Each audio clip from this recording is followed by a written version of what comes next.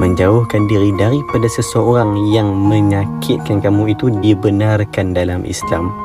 Sebab itu ada pepatah Arab menyebutkan, wa man yaqtarib minas sum yamut. Siapa yang mendekati racun, maka dia akan mati. Sebab tu hari ni, kalau kamu memilih untuk berdiam dan menjauhkan diri daripada seseorang yang toksik, yang membawa aura negatif atau yang memberi kesan kepada mental kamu, maka itu tidak berdosa dan tidak salah di sisi Islam. Bahkan Nabi SAW juga pernah berbuat pelajaran kepada seorang sahabat yang bernama Wahsy bin Harb.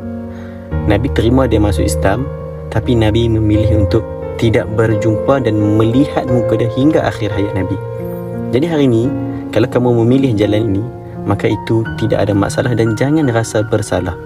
Dengan syarat kamu menjauhkan diri itu ada sebab yang dibenarkan syarak, dan kamu juga tidak melakukan kejahatan ataupun berbuat buruk kepada dia.